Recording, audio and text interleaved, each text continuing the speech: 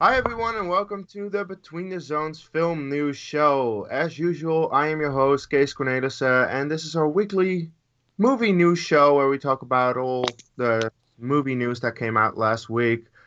Joining me, not as usual, he's a first-time guest. It's Matthew Kearns. How are you doing, man? Hello, I'm doing good. Ready to talk movie news. All right, and Evan can't join us this week because he has some family stuff, but still, you got the usual Chris Dohmen. How are you doing? I say, Kearns, I love the almost George Takei approach you went there with the hello. Oh my, the Oh my. news. Oh my, indeed. All right, guys, let's move on to the first topic of the week. As usual, the weekend box office numbers, they're in. Actually, I was a little surprised by this weekend box office because The Boss Baby really overperformed, coming in at number one with 49 million, beating Beauty and the Beast in its first weekend, already opening at 100 million plus worldwide. Really big opening for The Boss Baby. hmm Second, Beauty and the Beast still holding on, dropping 47.4% to 47.5 million and already almost at 900 million worldwide. I predict that one to be at 1 billion by the end of next weekend, probably. Then third is Ghost in the Shell, really underperforming it seems, only opening at 19 million. It did have a 59 million worldwide opening, but still not as big numbers as they were expecting, especially when you have like the biggest earning star with Scarlett Johansson in your movie in Hollywood right now. So at four, then we have Power Rangers dropping 64%. That's actually kind of a big drop, making 14.5 million. And rounding up the top five is Kong Skull Island, 8.8 million, dropping 40%, and already at 477 million worldwide, making quite a lot of money. Chris, what do you think about the box office this weekend?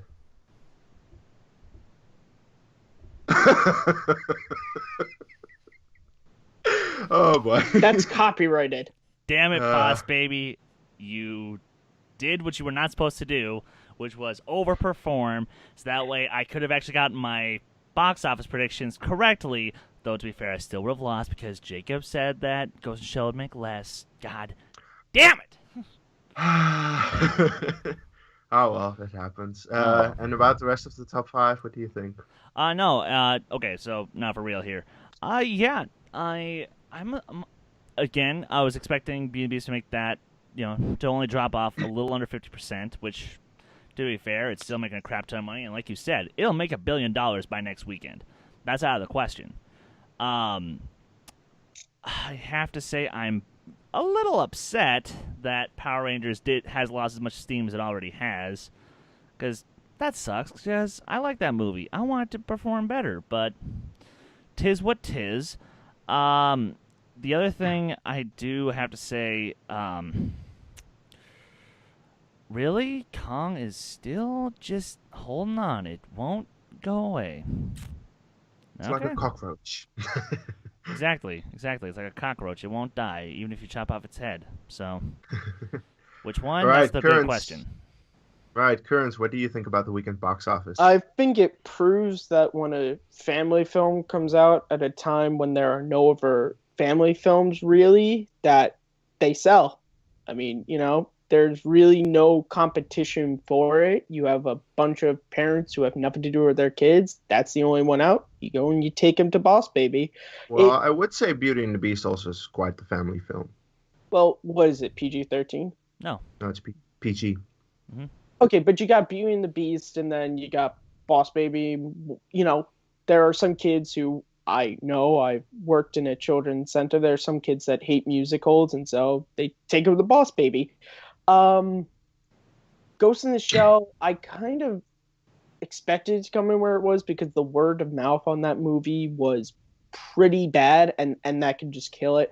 Power Rangers, as a Power Ranger fan, it sucks to see it fall off because I wanted it to make money because I want a Green with Evil saga sequel. And then Kong Skull Island, I haven't gotten around to see it yet. I want to, but it kind of still be in the top 5 kind of shows it's like the first of the blockbusters of the summer. Like these movies that just, for whatever reason, have this staying power, and people just want to see them, even if it's a stupid popcorn movie. So. Yeah, Kong Skull Island. I saw it. It was okay. It was a stupid popcorn movie. Like it's entertaining, but it's really not that amazing or anything. But yeah, you, it's holding on. I think it's difficult because we're all huge film fans and we know about a lot of different films. There's a general audience that like they don't care if a movie's just okay. If there's nothing to do, they'll just go and see Kong Skull Island again because they're like, oh yeah, I had fun with that, you know. Yeah, my thoughts. Like, how the f did Boss Baby make this much? I just don't get it. It's like it's getting okay Babies reviews. Sell. It's sell. Babies in a suit sells. The thing is that it's actually getting okay reviews. The trailers really undersold that movie for what it actually is because apparently it's better than the trailer sold. So it's making money. People want to see that. But over Beauty and the Beast, that does surprise me. Still, Beauty and the Beast made about what I expected it to make. Ghost in the Shell, I'm a little sad that it didn't make more. I was hoping that would be a good movie, but yeah, the reviews, it's like at 40% on Rotten Tomatoes. That's not really good. So that's why it just didn't make the money it should have, I think. It is performing overseas, but still, yeah. Yeah, and I haven't seen Power Rangers yet, so I really can't say anything about that. But yeah, it kind of sucks for the Power Rangers fans who wanted more movies, that it's just not making the numbers that will guarantee a sequel. But let's just move on to the first actual news story, and that is that the new Kingsman poster was released. And on the poster, there were a couple of names, and one of the names was Colin Firth, who apparently, spoiler alert if you haven't seen Kingsman, was shot to death in the first one, and now he's back. So I really am wondering why his name is on the poster. I wonder what their plan is with that. But and the thing is, I'm sorry, Kearns, you haven't seen the first one, so that's a spoiler alert, but we have to talk about it because it's news. Chris, what do you think about this? He did. He dead. He's so dead. Why is he back? Okay. Well, because the reports of his death have been greatly exaggerated, apparently. Apparently. But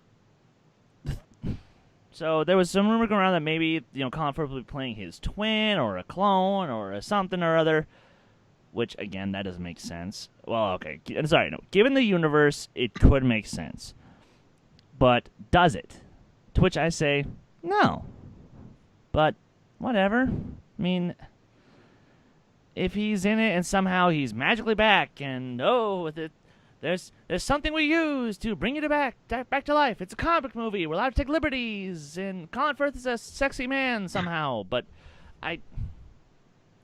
look, as long as this works for the story, whatever. I'll accept it because look at some of the other names we got in this thing. I mean, Channing Tatum alone is going to get my butt in that seat. So, Indeed. Yeah. Honestly, I never am a fan of a movie seemingly killing off someone and then bringing him back the next movie, especially if the death in the first movie is that he's shot in the head. We saw it. It was an on-screen death.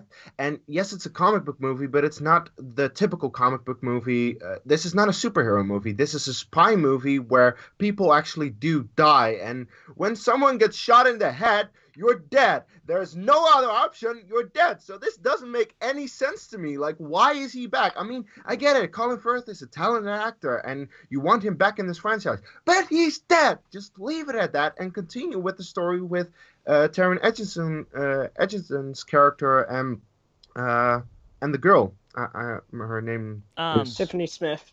Yeah. No, What? not really. No. She looks just like her. That's a shame. No. I'm talking about the other girl, the good girl, not the evil chick. Yeah, the evil one. But yeah, really, this doesn't make any sense to me. I already don't like it, which makes me sad because I love the first Kingsman. I want to love this movie, but this is a decision I just can't understand as of right now. We'll have to wait and see for a trailer. I can't wait for a trailer. When is this movie coming out? In October, right? Why don't we have a trailer for this thing yet? We'll see. Well, come on, Case. That'd be too easy. Yeah. Let's just move on to the Oh, next well, story. I actually have some, even though I haven't seen the movie, I have some words okay. about this. Just listening to what you had to say, like, okay, so he got shot in the head and everything. We saw Agent Coulson get stabbed with Loki's scepter. We saw Spock have a funeral. It's happened before. We've seen this movie characters. This is not fantasy. This is real world. I've seen the trailers to Kingsman. That's pretty fantasy to me. It's a comic book movie, Case. Yeah, but to be fair, it does. It's based off a spy comic book, but it does. James Bond. It's essentially like James Bond. How many crazy things happen in James Bond? Well, to be fair, Bond did die at the opening of Skyfall, but you know what I'm saying. This is just a thing that happens in movies. They'll have some. Maybe he is his twin. Maybe he is not really dead.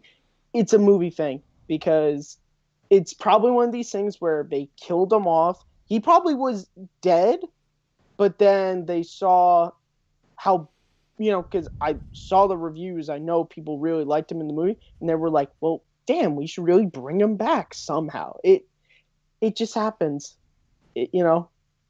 We'll see. Let's move on to the next thing, which is there are a lot of trailers this week. We're not going to talk about all of them, but some of them we do talk about, and probably the biggest that we are going to talk about is the Spider-Man Homecoming trailer. Marvel decided to release the second one. We already had one before.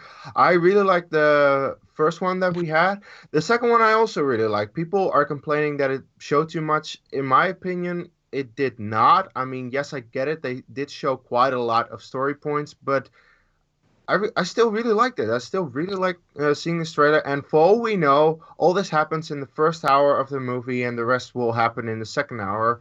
We have to wait and see. But Matt, what do you think of this one?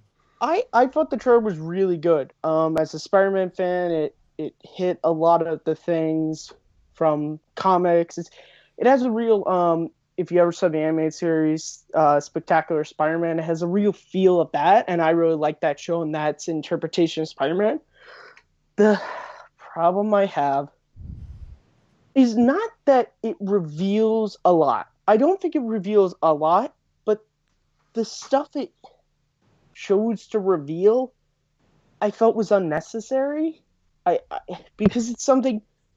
And I don't want to spoil it because I know people are staying away from the trailers because they've heard this. So, we will talk about anything in the trailer. We're just spoil the trailer because I thought all the stuff of Tony, Iron Man saving the fairy and then taking the suit away from Spider-Man. I thought it was unneeded for the trailer.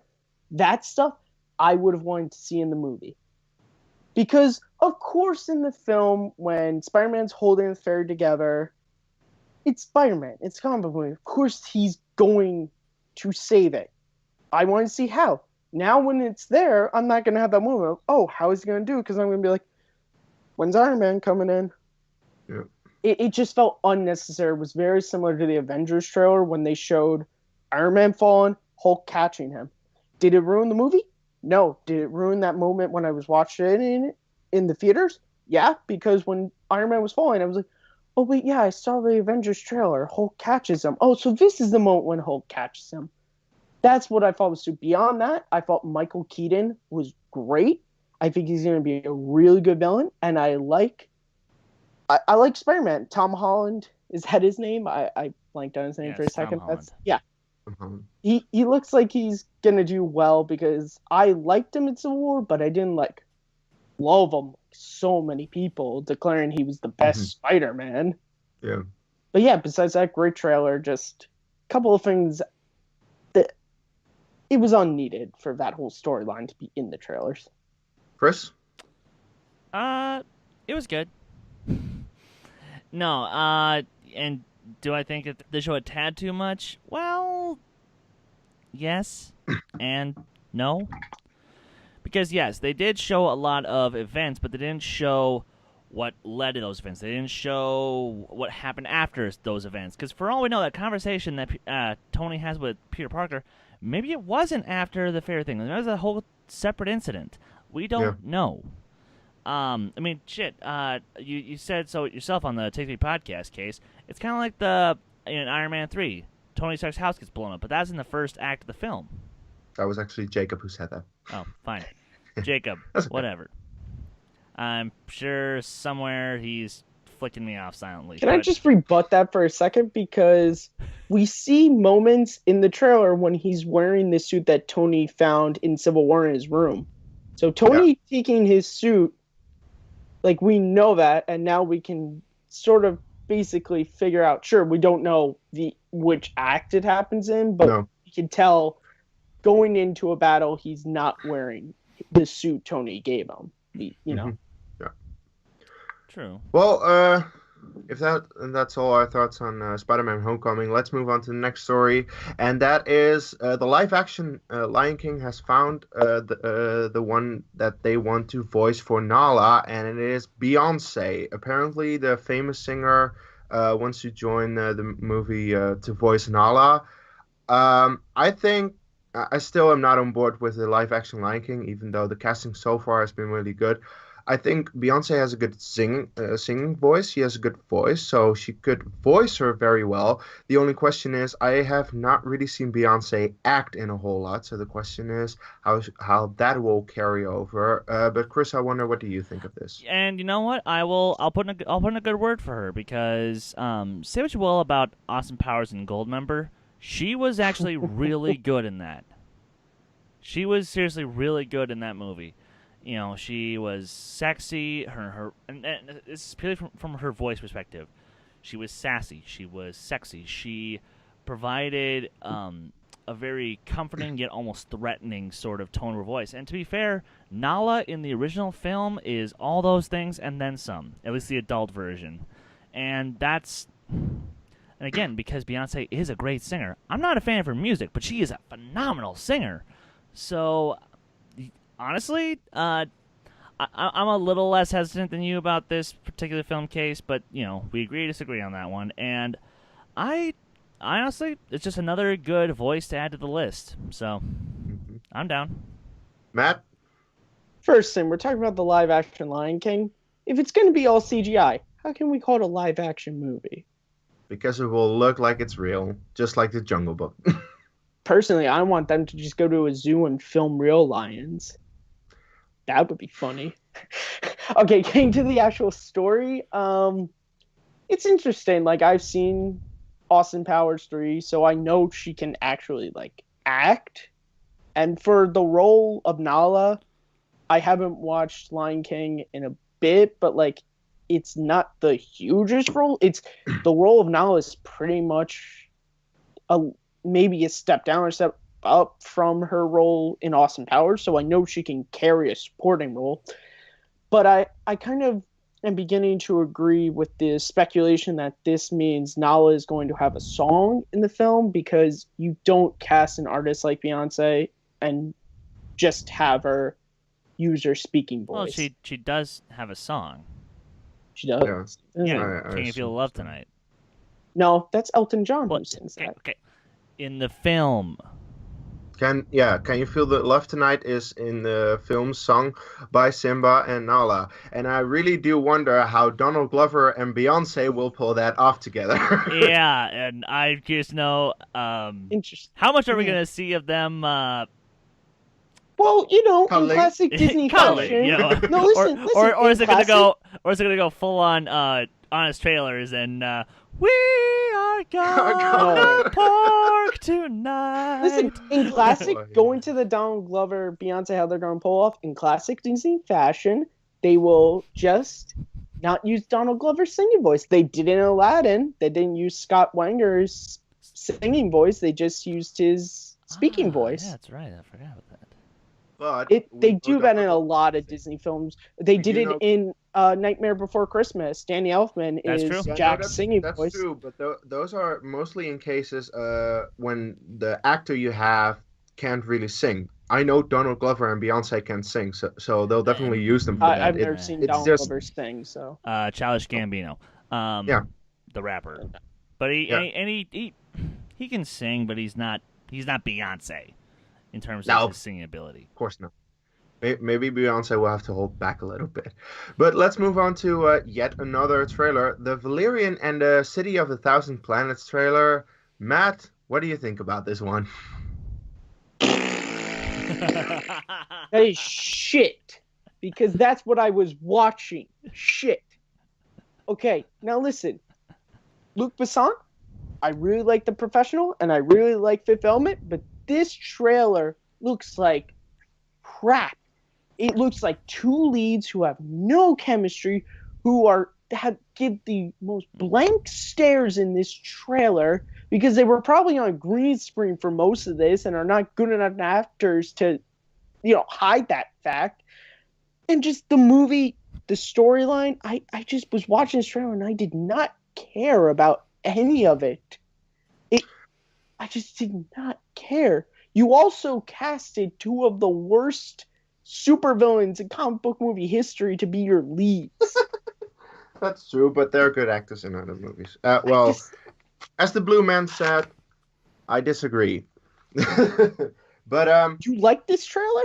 Yeah, let's go with that. But oh boy, Chris is going to throw some shade into this. I am throwing some shade, and it's not the trailer. Kearns, what did we talk about over the weekend?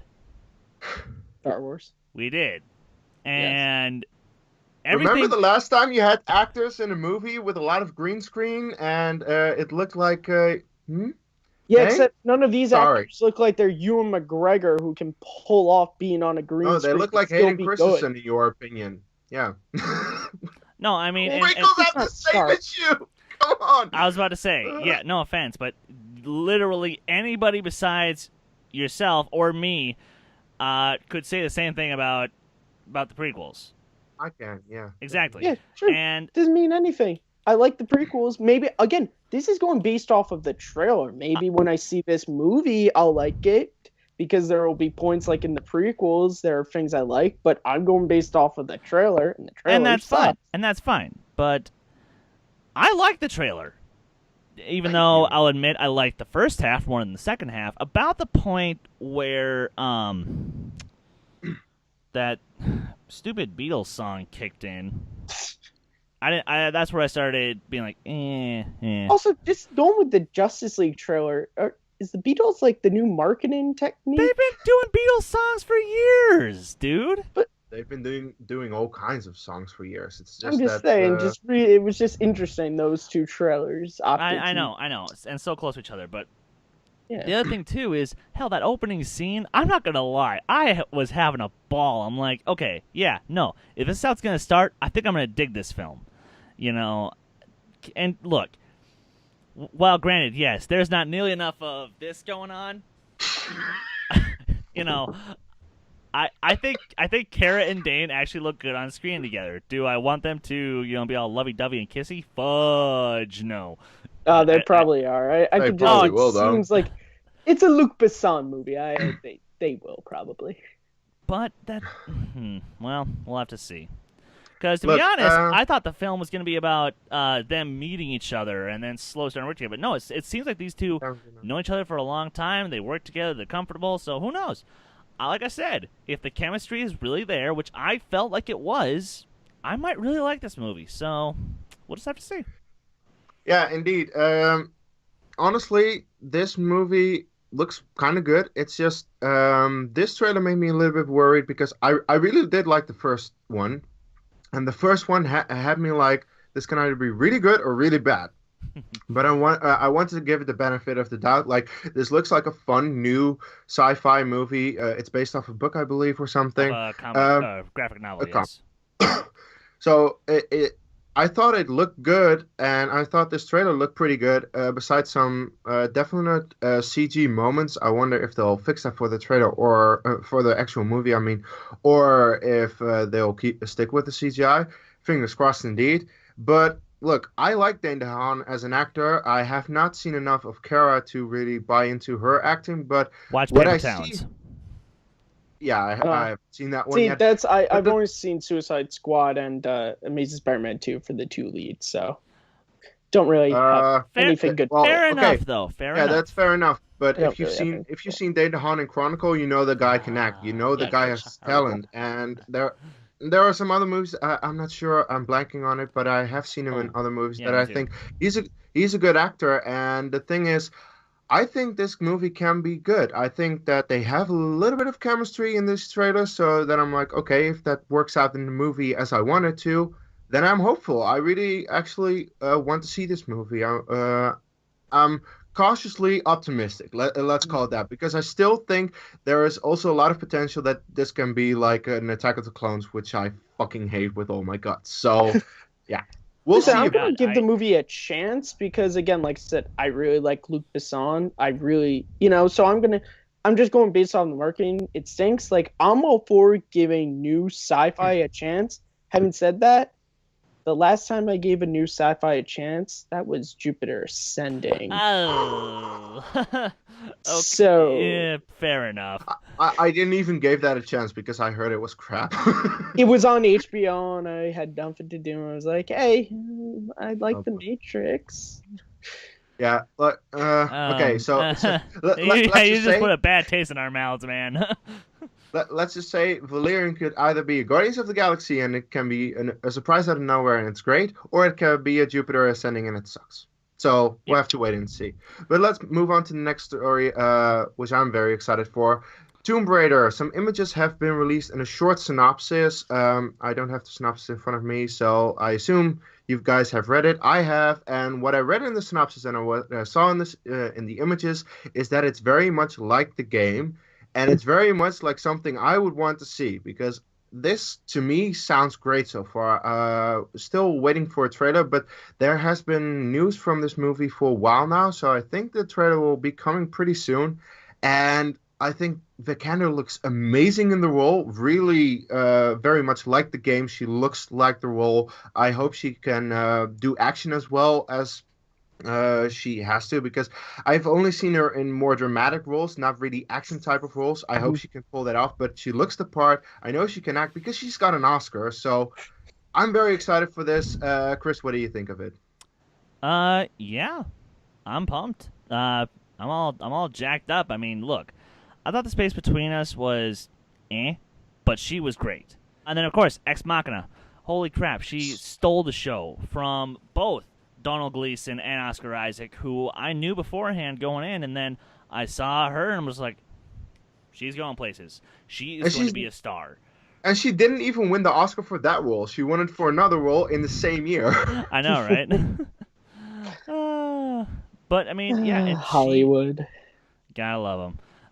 But, yeah, she is just a fantastic actress, and I think this is finally going to be what pushes her over the edge to being a great actress who might become a household name after this. Seriously. And maybe one day people will start pronouncing it correctly. I can only hope. Matt, what do you think? So looking at the images, and I sort of skimmed the synopsis very quickly, it sounds like it could be good, and again, the images, they look good. It seems like I've never played the game, so I'm kind of waiting for the trailer to sort of really decide. But it kind of, everything I've been seeing, it kind of seems like it might be the female Indiana Jones, which is not a bad thing, just a fun adventure movie, which I'm totally cool with. I'd love to go and see those. And to be fair, that's what the games basically are. They're really, really good female Indiana Jones games. Yeah, and that's great. It's so I'm optimistic for it at this point until I see a trailer. Once I see a trailer, that could change. But I mean, I have a feeling like when even at the movie, like I think she's gonna be good. Ex Machina, like that was the first movie I've really seen her in, and that blew me away. She was so good. I couldn't believe she didn't get any Oscar noms for that movie. Well, she got the nomination for the other movie because, according to Hollywood, they preferred, of course, the Oscar movie that came out at the end of the year. Because Ex Machina, I believe, released in January or February. So by the time the Oscars come around, everyone forgot about that movie. Even if it was released later, they're always going to go with the more Oscar-y movie. Because you can't give it to a robot girl. That's not the Oscar way. Which that just... Yeah. But let's not go into an Oscar rant because we already did that a few weeks ago. Yeah, when the Oscars actually. And still, I still, I haven't seen Mortal Kombat, but the Tomb Raider 2001 with Angelina Jolie is still my favorite video game movie. I think that movie is awesome, even though it's got its issues. But I still love that movie, and I haven't seen Mortal Kombat. I will probably get to it. My favorite video game movie is the Jean-Claude Van Damme classic Street Fighter. Oh, I'm kidding. It's Mortal Moving on to the Kombat. next story is the War for the Planet of the Game Apes. over. Of course. Rip.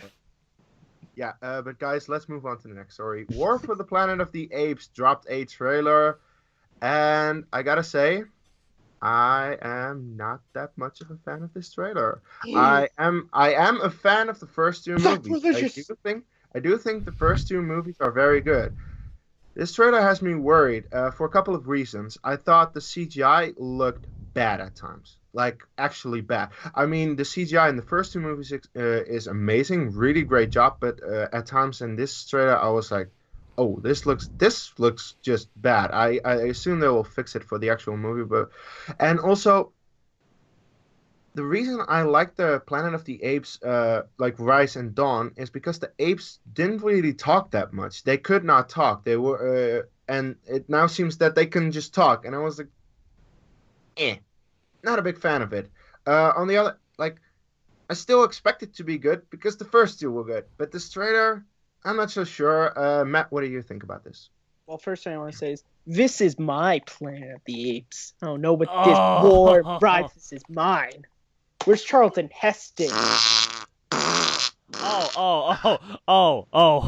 Okay, sorry. You scared me for a second. Like... No, this is the 1960s. I'm not talking about Marky Mark and the Funky Ape Bunch. Oh, this is the original 1960s sci-fi classic here. Okay, Kearns, don't scare me like that again. You freaking kidding me? That movie is one of the worst things I've ever seen. Hey, Apes, what you doing over there? Hey, say hi your mother for me. Oh God, it's just shit. Okay. Yeah, the original Planet of the Apes is one of my favorite science fiction films. Which is probably why I've never seen Rise, or was it Dawn? Rise of the Planet of the Apes and Dawn of the Planet of the Apes. Yeah, I never got around to them because I'm like, they look good, but I've heard great things about them. There's a list of films I've not seen. They're pretty high up, but after watching this trailer, I think I'm going to kick my ass in gear and watch the two of them because I kind of want to see this movie. I thought Woody Harrelson looks great, and I want to understand all that stuff between him and Caesar. So I mean, Andy Serkis, again, sounds good, and like, yeah, it makes me want to go watch the other two to be able to see this in theaters. So, but yeah, still, it's not the classic. Okay. I'm just going to pretend that I understand your hesitancy because I didn't see that. And granted, to be fair, they're still in post production. They just had to give out the trailer to give us something to see. Something yeah, to it's hype true with for. the effects. So I mean, again, if you thought it didn't look that great at the moment, dude, that's fine. You know, I get it, but I'm not nervous. I'm just ready. I'm ready for this film to come out, and I'm ready for the ending to what I'm really, really, really, really, really hoping will be the best trilogy since Lord of the Rings. Yeah. Please. Really? You know, my thing is just my interest again. Maybe it goes back to my fandom of the original. And it's supposed if you to know tie in. the original series, the final film in that series was War for the Planet of the Apes. So I'm wondering if this is going to be the last of this series. And then I assume so. Yeah, because and this hasn't God been willing, they don't confirmed. remake the but original. From the way it looks, the little girl, with the blonde hair, that's Is that Nova? That's what everyone's saying. Nova? Oh my God! See, that hits me because I'm like, I know who that is. Now and I know now you need to watch the other Taylor. films, Kearns. Taylor, come on. Fan service. But it's fan service that should fan work. Service, that makes me want to watch the original too. So I can be like, is that Nova? That Nova? Yeah. So how'd she become a mute? in my case, I haven't actually seen the original you speak of. I also the only two movies that I have seen are Rise and Dawn, and I really like both of those. Rise a little bit more than Dawn, but still both. What? Hey, kids, it's Mark Wahlberg. You should go see my Planet of the Apes. Okay. Not going into that, but Nope. I kind of do want to see the original just to see what it all was based on. It's just that it's quite an old movie. I usually have a little bit of issues with old movies, but on the other hand, it came out around the same time as 2001, I believe. Yeah, it's slow. Same year, Listen, so yeah, it's and I do love slow. 2000. It's one of those slow sci-fi movies, but Heston keeps you through the entire time, and the makeup effects for the time, amazing, and they hold up for the time.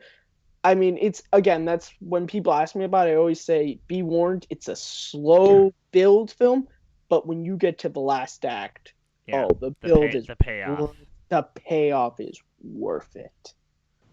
Okay, I'm hopeful. Gonna check that out one time. Let's move on to the next story, which is that Joss Whedon is potentially directing DCEU's Batgirl. Matt, you can say what you want. Holy shit. Matt, please. Yeah. What do you think about this? I mean, I'm interested. You know.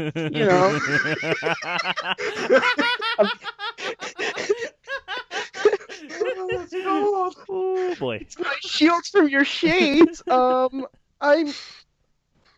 mean, listen. I really like the Avengers. I thought Age of Ultron. I actually am pretty high on Age of Ultron. I thought it had good things. We are as well. We love Age of Ultron. Yeah. I don't really. We're in a safe place. The only thing is I really need to know who they're casting as Batgirl before I go, because Batgirl is a character who it can either work or it can't. You can get Yvonne Craig, or you can get Elisa Silverstone, or you could just get The Killing Joke, and I liked it, but hold on. Or to rebut that, you could get the animated series. Exactly. There's so many. For every good Batgirl, there's always a bad Batgirl, apparently. I'm hoping this is a good Batgirl. So for right now, he's a good director. I've seen he can do really good with comic book material. So it's, for me, right now, I'm optimistic. I just need to hear who they cast as Batgirl. Chris, let's throw some shade into this. Let's throw some shade into this. Now, before I do that completely, now listen. Buffy the Vampire Slayer. You have Cabin in the Woods. Firefly / Serenity. You have his 2 Avengers movies. You have Dollhouse. You have Dr. Horrible's sing-along blog. Joss Whedon directs women very, very well. Here's the difference, though. Most of those projects, he had next to no studio interference. He had a lot of the creative control in his own hands. Minus the Avengers, because he had... Age of Ultron. And Age of Ultron, because he had to work with the studio. And granted, he pumped out 2 really, really great films. But all the other projects were his and his alone. You're putting him in DC. The studio that has made how many directors drop out of their projects now? Too many to count? Yeah. This is a non-story. Look, I love Joss Whedon. I freaking love him. This movie ain't happening. Yeah. I don't think so either. Look, the thing is, the reason that Joss Whedon decided not to continue directing Marvel Cinematic Universe movies after Age of Ultron was because he said that the studio had too much tie-ins and interference for Age of Ultron, and he was like, "No, I can't do that anymore. I don't want that. I want creative control." Do you think it's gonna be any better with DC? The one who, the studio that has to control everything because they want to do something that the directors apparently don't want because every director ever drops out. It's like, are you kidding me? This makes no sense at all. It's like he's not gonna direct this movie.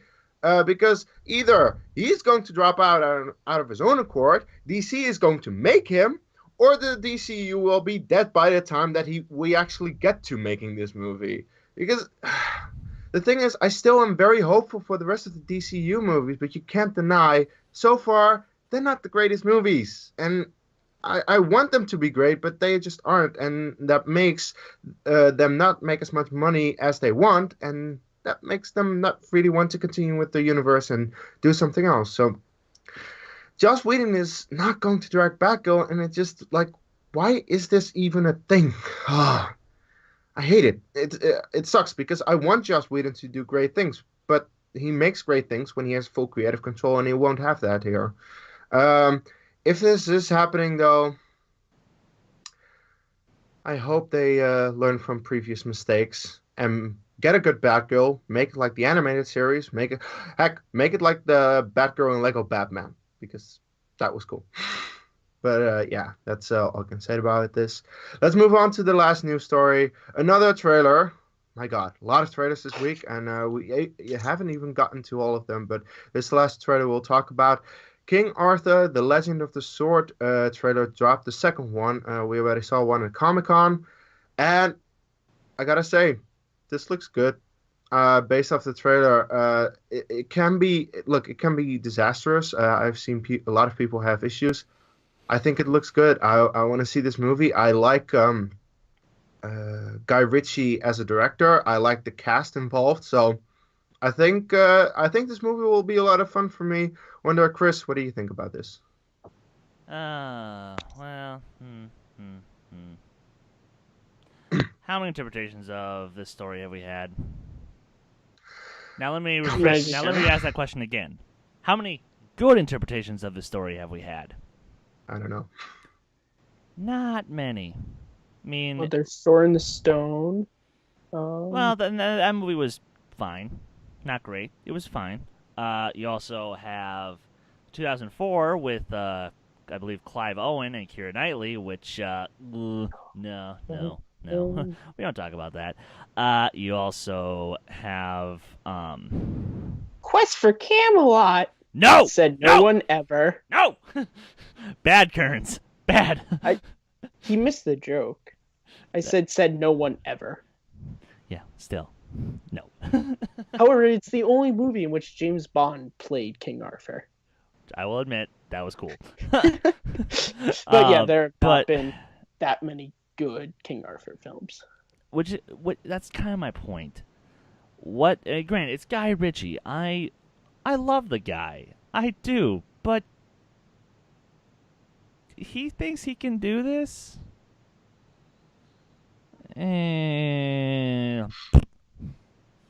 Matt? Well, technically, this is a story about King Arthur's son, so... I thought the trailer looked okay. It looked like it's going to be a silly, stuff-your-face popcorn movie, but at least by the marketing and the music choices, it at least looks like it's living to that. It's not trying to hide it. It's not trying to market it as some big drama, and then I'm probably not going to see it because I don't really care that much. I didn't even know this movie existed until I was going to be on this and had to watch this trailer for this. I didn't know there was a trailer dropped at Comic-Con. That's news to me. So for a movie I didn't hear about until 20 minutes ago, seems okay.